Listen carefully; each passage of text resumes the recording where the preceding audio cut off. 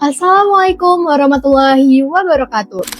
Halo Sobat Bersinar, saya Neva Krotol Insyira dari Duta Anti Narkoba BNNK Solo Generasi Kelima.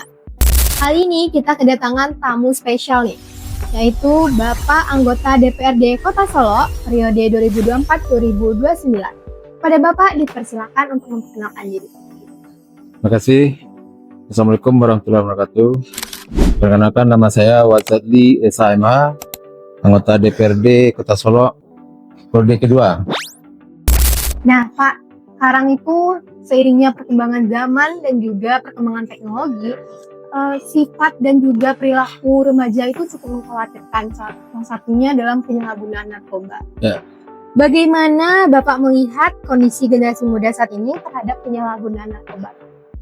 Memang dengan keadaan perkembangan zaman sekarang, pemuda kita itu punya tantangan sangat berat terhadap narkoba ini, terutama kaula muda, pelajar dan juga mahasiswa, karena mereka itu masih labil dalam segala hal, dan mereka itu masih mencari jati diri mereka sendiri. Kalau dari sudut pandang hukum, Ya. Seberapa serius sih Pak penyalahgunaan narkoba di Solo ini Pak? Ya, secara regulasi kami sudah mendorong pemerintah daerah untuk membuat suatu perda, yaitu Perda Trantibum, Perda nomor 4 tahun 2022. Dan di situ sudah lengkap semuanya tentang jam malam, peluang-peluang untuk peredaran narkoba ini kami antisipasi supaya jangan ada celah, sehingga perda itu lahir untuk menghambat peredaran narkoba tersebut. Kalau penyalahgunaan narkoba ini kan rata-rata di semua kalangan ya Pak, Ya. tapi paling besar tuh tuh di kalangan pemuda dan juga remaja. Kenapa sih Pak, apa alasan para peredar itu lebih menjadikan pemuda sebagai sasaran utama Pak? Ya, karena pemuda itu mulai remaja mungkin mereka itu belum mencari jati diri, coba-coba, rasa ingin tahunya tinggi, sehingga peluang dari sesuatu yang baru itu mereka ingin tahu, ini sehingga cepat dipengaruh oleh suatu hal yang baru. Coba-coba lah istilahnya. Konsekuensi hukumnya gimana Pak terhadap orang atau pemuda yang sudah melakukan penyalahgunaan tersebut Pak? Konsekuensi hukumnya jelas nih Dek. Ini jelas bahwa pemerintah khususnya pemerintah pusat itu tidak main-main terhadap narkoba ini. Tentu ada pasal-pasal yang mengikat, yang ada pidana penjaranya, yang mana undang-undang itu Undang-Undang Nomor 35 tahun 2009. Nah, di sana ada pasal-pasal menjelaskan bahwa ada hukuman yang berat terhadap pemakaian narkoba ini. Sekarang walaupun banyak pemuda yang melakukan penyalahgunaan narkoba, tapi juga ada beberapa pemuda Pak yang secara inisiatif sendiri melakukan upaya pencegahan di lingkungan sekitarnya. Seperti banyak menggunakan media sosial untuk menyebarkan apa sih bahayanya narkoba, atau seperti Duta Anti Narkoba sendiri Pak. Bagaimana pandangan DPRD terhadap perilaku tersebut Pak dalam mencegah narkoba itu?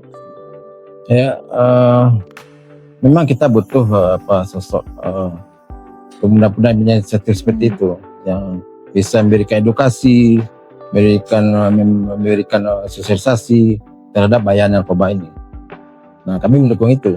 Sekarang tuh kita punya program P4GN. Apakah pemerintah daerah itu punya peran dalam program tersebut Pak?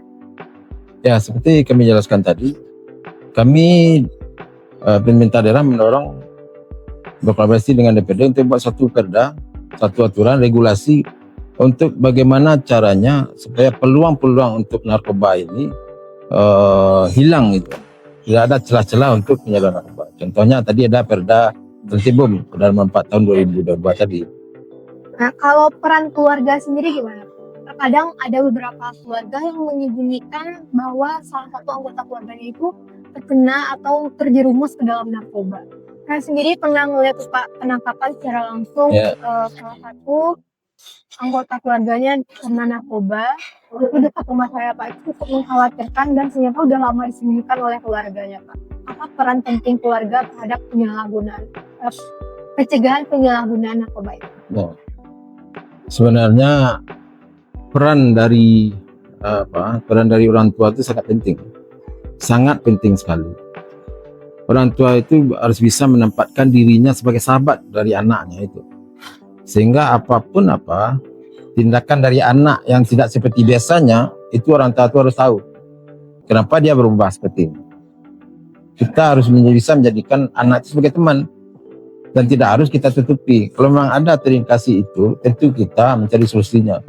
Kita orang tua lah dulu, bagaimana cara mencari solusi mengatasi anaknya supaya dengan terlalu kecanduan atau sudah sedang terkena tadi kan, bagaimana caranya kita mengatasi supaya dia bebas dari narkoba itu. Harapan dan pesan Bapak untuk pemuda agar terhindar dari penyalahgunaan narkoba, boleh diberikan Pak?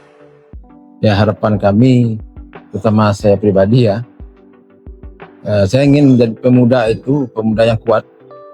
Kita itu butuh, negara ini butuh ya pemuda yang kuat, yang punya semangat, yang punya prestasi, yang punya jiwa intelektual, yang tahu mana yang baik, mana buruk. Karena pemuda ini merupakan penerus bangsa yang harus mempunyai pemikiran yang luas, mempunyai pemikiran yang cerdas ke depannya. Terima kasih Bapak. Ya.